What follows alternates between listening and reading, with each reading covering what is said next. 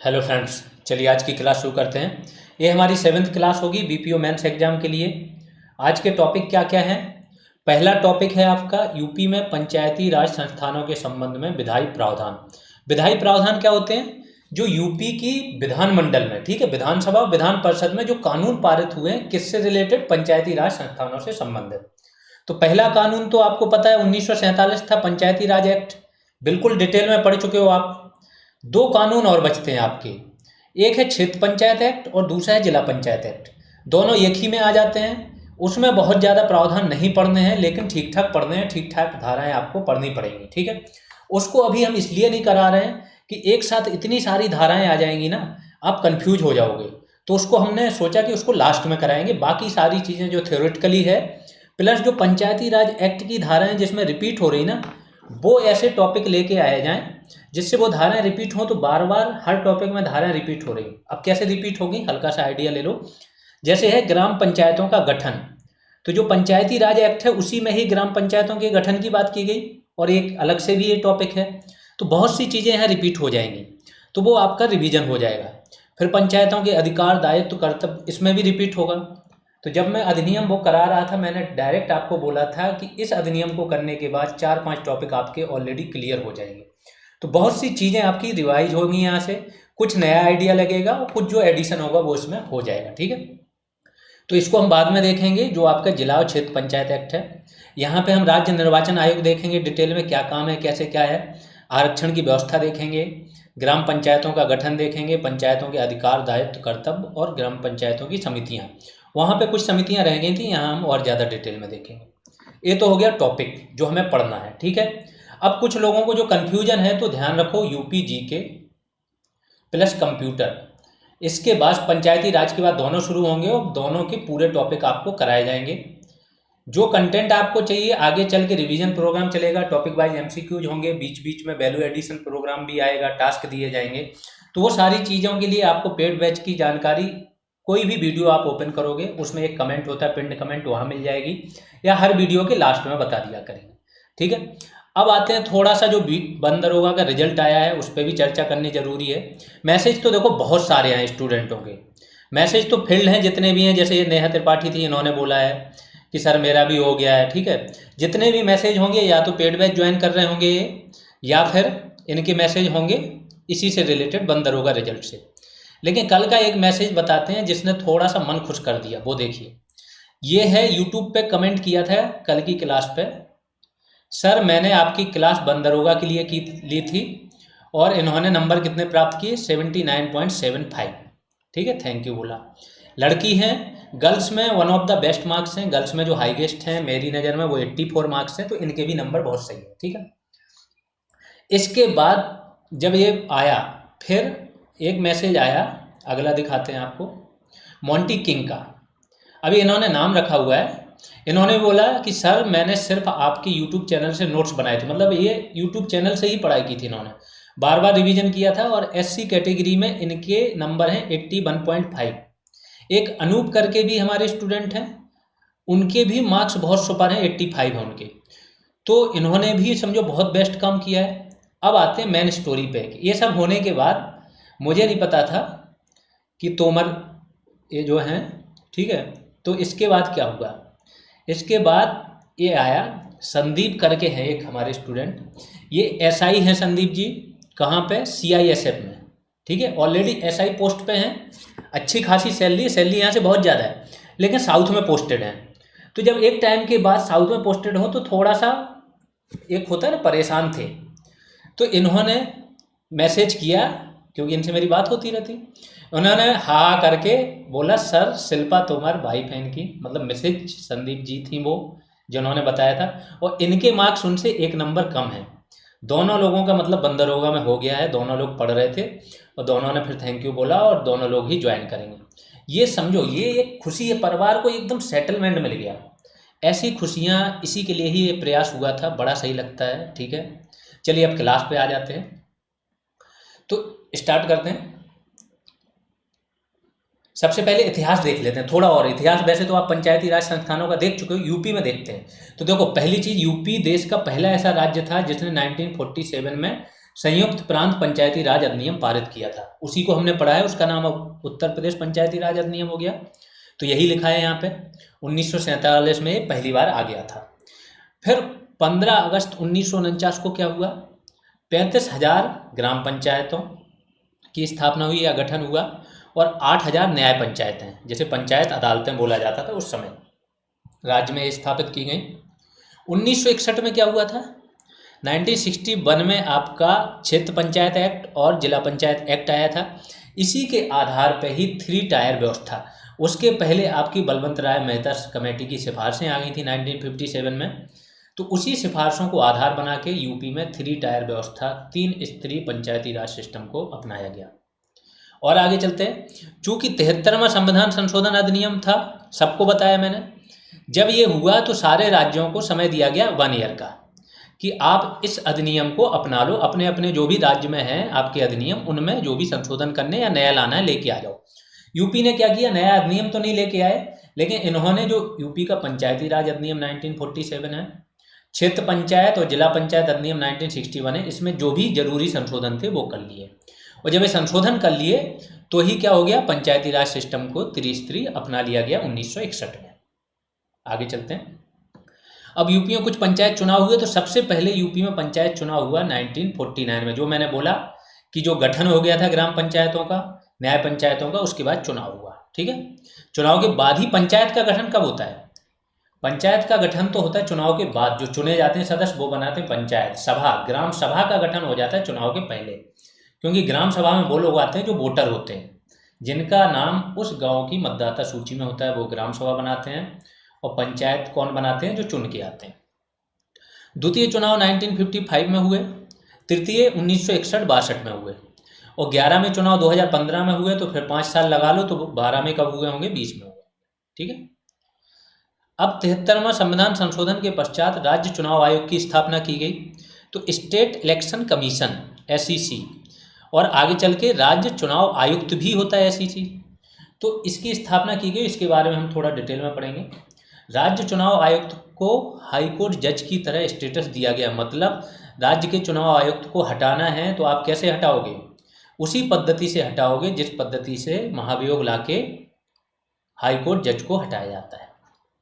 आगे चलते हैं, यूपी का राज्य चुनाव आयोग देखते हैं, इसके बारे में जानकारी लेते हैं। एक संवैधानिक निकाय है, ये तो सबको पता है, 243 के अनुच्छेद के तहत स्थापना होती है। शहरी क्या काम करते हैं, ये देखो, जो शहरी निकाय हैं और ग्रामीण स्थानीय निकाय हैं, इनका चुनाव कराने हेतु ये लोग जिम्मेदार हैं, जो स्टेट कमीशन के व्यक्ति हैं। ठीक, स्थापना कब हुई, 23 अप्रैल 1994 को स्थापना हुई। जो मैंने बताया कि जब आपका 1993 में अधिनियम आ गया, 1 साल का समय दिया, तो उसमें संशोधन किए गए, इसके बाद ये क्या हुआ, आपका 23 अप्रैल 1994 को स्थापना होगी राज्य के चुनाव आयोग की। मुख्यालय कहाँ है, लखनऊ में है। आगे चलते हैं, अध्यक्ष कौन है, Manoj Kumar. State election commission के अध्यक्ष कौन है, मनोज कुमार है। ये चेंज होते रहते हैं, तो एक बार अपडेट कर लिया करो एकदम करंट से। अपर राज्य, इनके साथ एक अपर राज्य एडिशनल राज्य निर्वाचन आयुक्त भी रहते हैं इनकी सहायता के लिए, वेद प्रकाश वर्मा है वो इस टाइम पे। यूपी में देखो, एक तो होते हैं आपके पंचायतों के चुनाव, वो तो 2 अधिनियम हैं, यूपी का पंचायती राज अधिनियम 1947 और क्षेत्र और जिला पंचायत अधिनियम 1961। इसके तहत पंचायती राज के चुनाव हो गए। लेकिन नगर पालिका के चुनाव किस आधार पर होते हैं, नगर पालिका अधिनियम 1916 के तहत होते हैं। इसमें भी जो जरूरी थे वो संशोधन हुए। कार्य देख लेते हैं, तीनों पंचायती राज जो हैं किसके कार्य, स्टेट इलेक्शन कमीशन के कार्य हैं, कि तीनों जो पंचायती राज अधिनियम हैं, ग्राम, क्षेत्र और जिला, इसके तहत तीनों स्तर पर चुनाव कराना यही प्रमुख काम होता है इनका, और नगर पालिका के चुनाव कराना। जिला मजिस्ट्रेट की क्या ड्यूटी रहती है, ये आपको पंचायती राज अधिनियम में बताया कि जिला मजिस्ट्रेट ही चुनाव, जो राज्य का निर्वाचन आयोग होता है उसके बिहाफ पे काम करते हैं।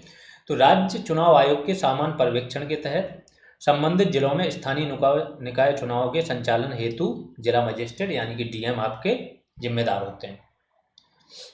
आगे चलते हैं, आयोग को यूपी में स्थानीय चुनाव में मतदाता सूची की तैयारी की सामान्य पर्यवेक्षण की शक्ति भी प्राप्त है। ठीक है, तो जो आयोग है वो क्या करता है, जब स्थानीय चुनाव के लिए मतदाता सूची बनती है तो उसका पर्यवेक्षण, उसमें सुधार, वो सारी चीज़ें राज्य निर्वाचन आयोग करता है। हल्का सा बता देते हैं, जो आपका भारत का है इलेक्शन कमीशन ऑफ इंडिया, ये कौन कौन से चुनाव दिखता है? राष्ट्रपति के, उपराष्ट्रपति, राज्यसभा, लोकसभा, विधानसभा और विधान परिषद। तो जब विधानसभा का चुनाव हो रहा है तो राज्य की मतदाता सूची किसके पर्यवेक्षण में आ जाती है? इलेक्शन कमीशन ऑफ इंडिया के। इलेक्शन कमीशन ऑफ इंडिया चाहे तो ये सूची इनके साथ शेयर भी कर सकते हैं, लेकिन मेन काम इनका ही है जो स्थानीय चुनाव होते हैं, चाहे नगर पालिका के चाहे पंचायतों के। ये सारे चुनाव याद रखिएगा, ये आपका भारत का निर्वाचन आयोग कराता है और जो आपके स्थानीय चुनाव हैं वो राज्य निर्वाचन आयोग। अब संगठन देख लेते हैं कौन कौन है। तो नेतृत्व कौन करता है? जो राज्य का चुनाव आयुक्त होता है, मेन स्टेट इलेक्शन कमिश्नर। फिर सहायता हेतु एक अतिरिक्त आयुक्त होता है, 3 संयुक्त आयुक्त होते हैं, 2 ओएसडी होते हैं, ऑफिसर्स ऑन स्पेशल ड्यूटी, एक सचिव होता है, 2 उपचुनाव आयुक्त होते हैं। ये सारे संगठन में होते हैं, इनसे मिलके ही आपका चुनाव का जो निर्वाचन आयोग है वो बनता है। अब जो राज्य का निर्वाचन आयुक्त है उसकी नियुक्ति के बारे में जान लेते हैं। तो निर्वाचन आयुक्त की नियुक्ति मुख्यमंत्री की सिफारिश पर राज्यपाल द्वारा की जाती है। कार्यकाल क्या होता है? 6 वर्ष या 68 साल, जो भी पहले पूर्ण हो जाए। या तो 68 साल की उम्र पहले हो गई तो रिटायर हो जाएंगे, या 6 वर्ष पहले हो गए। आगे चलते हैं। अब आ जाते हैं अगला टॉपिक, इसी के अंदर सब टॉपिक है ग्राम पंचायत का गठन। ये मैंने चीज़ें बोली हैं कि ये आपकी रिपीट होंगी, ये चीज़ें आप पंचायती राज अधिनियम में भी पढ़ चुके हो। तो ग्राम पंचायत होती क्या है ये बात तो आपको समझ में आ जानी चाहिए। अब ग्राम पंचायत मतलब चुनी गई संस्था। चुनी गई संस्था में कौन कौन होंगे? एक प्रधान होगा और सदस्य होंगे। सदस्य संख्या मैंने बताई थी कि अगर 1000 के अंडर है आपकी गांव की संख्या तो कितने? 9 सदस्य होंगे। ऐसे करके आगे आएंगे फिर से। तो धारा भी पढ़ा है, फिर से बताए दे रहा हूँ। धारा 12(1) का क्या बोलती है? पंचायत क्षेत्र के नाम पर ग्राम पंचायत संगठित की जाएगी। धारा 12(1) गा क्या बोलती है? किसी ग्राम पंचायत में एक प्रधान तथा सदस्यों की संख्या कितनी होगी? ठीक है, तो एक प्रधान तो होगा हर ग्राम पंचायत में, ये तो फिक्स है, लेकिन सदस्य कितने होंगे? अगर 1000 तक जनसंख्या है तो 9 होंगे। 1000 से 2000 तक है आपकी, मतलब जो 1000 के अंडर है, और ये 1001 से 2000 तक है तो कितने होंगे आपके? 11। 2001 से 3000 है तो 13, और 3000 से अधिक है तो आपके 15 सदस्य होंगे। और ये सब सदस्य प्लस प्रधान मिलके क्या आपकी पंचायत बनाते हैं। आगे चलते हैं। धारा 12(3) क्या बोलती है? ग्राम पंचायत का कार्यकाल प्रथम बैठक, जो प्रथम बैठक होती है पंचायत की, चुनाव हुआ, चुनाव में विजयी घोषित हो गए, इसका प्रधान डिसाइड करता है कि बैठक कब होगी। जो प्रथम बैठक होगी उसी दिन से अगले 5 वर्ष तक क्या होता है? इनका कार्यकाल होता है। सेम लोकसभा का भी होता है, प्रथम बैठक से 5 साल। ग्राम पंचायत का निर्वाचन कार्यकाल की समाप्ति से पूर्व होगा, मतलब अगले उसका चुनाव, अगली ग्राम पंचायत का चुनाव क्या हो जाएगा? पिछले वाली पंचायत के कार्यकाल समाप्त होने से पहले हो जाएगा। विघटन की, अगर ग्राम पंचायत की कार्यकाल समाप्ति की वो आ गई, ठीक है, कार्यकाल समाप्त होने वाला है और इससे 6 माह के अंदर क्या होगा? चुनाव करा लिया जाएगा। आगे चलते हैं। अगर कोई पंचायत विघटित हुई है तो नई पंचायत केवल शेष बची समयावधि तक ही रहेगी।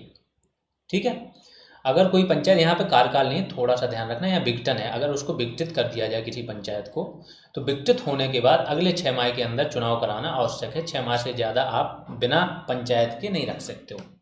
ठीक है, इस बीच समय में क्या होगा? एक प्रशासक नियुक्त कर देती है राज्य सरकार। प्रशासकों की एक कमेटी भी नियुक्त कर सकती है जो पूरा प्रधान की तरह कार्य करते हैं। अब अगर कोई पंचायत विघटित हुई है तो नई पंचायत केवल शेष बची समयावधि तक ही रहेगी। सपोज करो कि 5 वर्ष का कार्यकाल था तो पूरे राज्य में चुनाव तो 1 साल होते हैं। जब एक साथ चुनाव होंगे तो क्या होगा? जैसे 2015 में चुनाव हुए थे तो अगले चुनाव 2020-21 में होंगे। अब इस अवधि में अगर ये 2017 में विघटित हो गई पंचायत को, किसी भी बेस पे भ्रष्टाचार या किसी भी बेस पे विघटित कर दिया गया, तो अगली जो पंचायत होगी उसी में से जो चुनी गई ना, वहीं से कोई ना किसी को बना देंगे। या फिर चुनाव भी होंगे अगर तो इसी पंचायत विशेष के लिए होंगे और इसकी अवधि केवल यहाँ तक होगी। फिर अगले जो चुनाव होंगे ना पूरे प्रदेश में साथ में ही हो जाएंगे। अब आते हैं प्रत्येक ग्राम पंचायत में जो रिजर्वेशन है तो ये आरक्षण करके अलग से एक आपका सब टॉपिक है। तो SC ST के लिए उनकी जनसंख्या के अनुपात में आरक्षण होगा, जो उनकी जनसंख्या होगी उसी अनुपात में आरक्षण होगा। OBC के लिए 27% से ज़्यादा आरक्षण नहीं होगा, ये लिखा है। इसके बाद आपकी जो महिलाओं के लिए है, तो महिलाओं के लिए भी 1/3 सीटें रिजर्व होंगी। जो आपकी कैटेगरी में महिलाएं उनकी कैटेगरी के अंदर रिजर्व होंगी, इनकी नॉन कैटेगरी के अंदर रिजर्व होंगी। अब आते हैं, कुल महिलाओं हेतु भी 1/3 स्थान आरक्षित हैं। अगला क्या है, प्रधान को ग्राम पंचायत का सदस्य समझा जाता है। तो टोटल सदस्य होते हैं ग्राम पंचायत के, उनमें से ही एक मैन होता है जो लीड होता है, वो प्रधान होता है। धारा 12 का क्या बोलती है, निर्वाचन की रीति। पंचायत प्रधान या सदस्य हेतु निर्वाचन कैसे होगा, गुप्त मतदान द्वारा होगा। 12 खा क्या बोलती है, ग्राम पंचायत की बैठकें। तो बैठकें मैंने बताया, ग्राम सभा की तो 2 बैठकें होनी चाहिए, दोनों बड़ी बड़ी फसलों के बाद। लेकिन ग्राम पंचायत की बैठक क्या 1 महीने में 1 बार होनी चाहिए, लेकिन 2 बैठकों के बीच 2 माह से ज़्यादा का अंतर नहीं होगा। सिंपल सी बात यह है। प्रथम बैठक पंचायत बनने से 30 दिन के अंदर हो जानी चाहिए, ये भी है। धारा 12 खा क्या बोलती है, ग्राम पंचायतों के निर्वाचनों का अधीक्षण, निर्देशन और नियंत्रण किसके हाथ में होगा, राज्य निर्वाचन आयोग में निहित होगा, स्टेट इलेक्शन कमीशन। तो राज्य निर्वाचन आयोग की बात कहाँ की गई है, ग्राम पंचायतों के संबंध में 12 खा में। आगे चलते हैं, ग्राम पंचायतों के अब अगला सब टॉपिक क्या है, ग्राम पंचायत के अधिकार, कर्तव्य, कृत्य तथा प्रशासन। जैसा मैंने बोला था कि जो आपका पंचायती राज अधिनियम है, इसमें ही बहुत सारे टॉपिक आपके आ जाएंगे। तो देखो उसी में ही ये टॉपिक फिर से मिल जाएगा आपका। धारा 15 क्या बोलती है, राज्य सरकार के निर्देशों के अधीन। जो मैंने बोला कि सारे पावर राज्य सरकार के पास, वो जब चाहे प्रधान को हटा सकती है, पंचायत को विघटित कर सकती है, चुनाव करा सकती है, नहीं माने तो नहीं करा सकती, सब कुछ उसके हाथ में है। तो उसके निर्देशों के अधीन तो रहना होगा। अगर प्रधान उसकी बात नहीं मानता है, वो अधिकारी को, जो बेहतर अधिकारी है, उसको बोल देगा कि ऐसा काम कराओ। तो इस उनके अधीन रहते हुए ग्राम पंचायत निम्न कृत्यों का संपादन करेगी। कौन कौन से कृत्य हैं, 15(1) बोलता है कृषि और कृषि का विस्तार। विस्तार मैंने बताया था कि कृषि में टेक्नोलॉजी, न्यू टेक्नोलॉजी को अपनाना ही क्या होता है, कृषि का विस्तार होता है। भूमि विकास, चकबंदी और भू सुधार, लघु सिंचाई, पशुपालन, दुग्ध, कुक्कुट पालन, फिर मत्स्य पालन। ये धाराएं लिखी हैं, देख लेना, क्योंकि एक बार आप पढ़ चुके हो तो मैं ज़्यादा इस पर टाइम वेस्ट नहीं कर रहा हूँ। 15(5) है। फिर अगला काम क्या है, सामाजिक वानिकी और कृषि वानिकी। फिर लघु वन उत्पाद, लघु उद्योग। अब ये सामाजिक वानिकी और कृषि वानिकी है, वो लोग बहुत अच्छे से जान रहे होंगे जो लोग बंदरगाह के स्टूडेंट रहे होंगे। फिर 15(23) क्या बोलता है, चिकित्सा और स्वच्छता, जिसमें टीकाकरण भी आता है। ये काम भी पंचायतों के अधिकार हैं। जन्म मृत्यु विवाह का रजिस्ट्रीकरण। 15(28) कमजोर वर्गों जैसे कि SC और ST का कल्याण करना। 15(29) क्या है, सार्वजनिक वितरण प्रणाली, PDS। ठीक है। धारा 16 क्या कहती है, कृत्य जो ग्राम पंचायत को दिए जा सकते हैं, मतलब डायरेक्ट नहीं दिए, लेकिन राज्य सरकार या राज्य सरकार का जो प्रतिनिधि होता है, वो DM होता है, तो वो डायरेक्ट सौंप सकता है। ठीक है। तो क्या, वन व्यवस्था, बंजर भूमि, चारागाह भूमि, खाली पड़ी भूमि की व्यवस्था करना। मतलब ग्राम पंचायत, ग्राम का मतलब समझो, गांव में सबसे इंपॉर्टेंट चीज़ क्या है, भूमि। खेती हो रही है, वन भी इसी पे लगा रहे हैं, जो भी वृक्षारोपण वगैरह भी हो रहा है, मकान भी छोटे मोटे बनाने, हर एक चीज़ भूमि से रिलेटेड है। तो इसलिए ग्राम पंचायत में भूमि सबसे इंपॉर्टेंट चीज़ होती है। धारा 16 का अधिकार सीमा से बाहर स्थित संस्थाओं को चंदा देने का अधिकार भी ग्राम पंचायतों को है, लेकिन राज्य सरकार की आज्ञा से ही देंगे। धारा 17 सार्वजनिक सड़कों, जलमार्गों तथा अन्य मामलों के संबंध में ग्राम पंचायत के अधिकार हैं कि सार्वजनिक सड़कें जो हैं उनका निर्माण कराएंगे, जलमार्गों का निर्माण कराएंगे। उस पर कोई जलमार्गों पे अगर कोई पानी वगैरह दूषित हो रहा है तो उसकी व्यवस्था कराएंगे, दूषित ना हो, ये सब काम। सफाई हेतु कार्य कराने के भी अधिकार हैं धारा 18 में। धारा 19 में स्कूलों तथा अस्पतालों का संधारण करना और सुधार करना, बनवाना और सुधार करना, ये भी इनके अधिकार हैं या कृत्य बोल सकते हो। धारा 20 क्या है, कई ग्राम पंचायतों के किसी समूह के लिए संयुक्त प्राइमरी स्कूल, अस्पताल, औषधालय की स्थापना, सड़क और पुल बनाना, ये सारे काम कर सकती हैं। जो मैंने बताया कि जो आपका यूपी का पंचायती राज अधिनियम है, यूपी पंचायती राज अधिनियम 1947, इसमें ही ये सारी धाराएं दी गई, इसकी धाराओं की बात हो रही है। धारा 22 क्या है, ग्राम पंचायत द्वारा सिफारिशें। तो बहुत सारी चीज़ों के लिए ग्राम पंचायत सिफारिश कर सकती है, एक स्ट्रॉन्ग बॉडी होती है, ध्यान रखना। तो किस किस बारे में कर सकती है, 22 खा क्या बोलती है, पंचायत क्षेत्र में कार्य करने वाले सिंचाई विभाग के पटवारी चौकीदार को नियुक्त करना, ट्रांसफर करना अथवा बर्खास्त करने की सिफारिश कर सकती है। ये सुझाव दे सकती है, सलाह दे सकती है, मानना या ना मानना अधिकारी के हाथ में। पंचायतों की कुछ समितियां हैं, ये इंपॉर्टेंट है। अभी तक आपने क्या पढ़ी थी कि दो या दो से अधिक पंचायतें अगर चाहें तो क्या कर सकते हैं, एक संयुक्त पंचायत बना सकते हैं, संयुक्त समिति बना सकते हैं। ठीक है, पंचायत समिति, उसमें वो सारा काम सारे गांव के लिए, जो भी डिसीजन लेंगे सारे गांव के लिए होंगे, जितनी भी पंचायतें उसमें शामिल हैं। ठीक, तो ये तो हो गई संयुक्त समिति। दूसरी थी भू प्रबंधन समिति, बहुत इंपॉर्टेंट है। तीसरी जो सबसे इंपॉर्टेंट है वो कुछ स्थायी समितियां होती हैं। ये स्थायी समितियां संयुक्त भी हो सकती हैं और एक पंचायत के लिए भी हो सकती हैं। वो कौन कौन सी हैं वो देख लीजिए। नियोजन एवं विकास समिति, शिक्षा समिति, प्रशासनिक समिति, निर्माण कार्य समिति, स्वास्थ्य एवं कल्याण समिति और आखिरी क्या है, जल प्रबंधन समिति। 6 स्टैंडिंग कमेटीज होती हैं सारे लेवल पे, जितनी भी पंचायत हैं, यूपी की बात हो। ठीक है, आगे चलते हैं। यहाँ पे आपका आज का टॉपिक खत्म हो गया। आज के टॉपिक में मैंने बोला बहुत ज़्यादा चीज़ें नहीं थी, लेकिन जो भी था वो बहुत क्रक्स वाला है। आपका एक रिवीजन भी हो जाएगा और सारे जितने भी सब टॉपिक हैं बहुत इंपॉर्टेंट है, यहीं से क्वेश्चंस आ जाएंगे। हो सकता है इसी टॉपिक से 3 से 4 क्वेश्चंस मिले, तो बहुत ध्यान से पढ़ना, बार बार रिवाइज करना। ठीक है, ये बैच की जानकारी, जिसको भी बीपीओ का बैच लेना है उसमें आपको सारी पीडीएफ मिल जाएंगी। आगे चल के topic wise MCQs revision program आएगा, टास्क दिए जाएंगे, वैल्यू एडिशन क्लासेज भी आएंगी, जिस टॉपिक में वैल्यू एडिशन की ज़रूरत होगी, और रेगुलर ग्रुप कॉल होती है, तो वहाँ पे मैं जो भी स्टूडेंट्स हैं उनको जो भी क्वेरी होती है वो दूर करता रहता हूँ। ये फीस है बैच की, और आप फी कहाँ, इस नंबर पे कर सकते हो। इस पे करने के बाद नाम चेक कर लेना, ये आए गूगल पे जीएस रिवॉल्यूशन नाम आएगा, और इसमें या इस टेलीग्राम या व्हाट्सएप पे किसी नंबर पे आप भेज दोगे। कोई प्रॉब्लम है तो इस नंबर पे आप क्या करोगे, क्वेरी कर लोगे। ठीक है, यहाँ पे ये हो गया बैच के बारे में जानकारी। बाकी अपने आसपास के लोगों के साथ शेयर करते रहें। अभी के लिए इतना ही, धन्यवाद।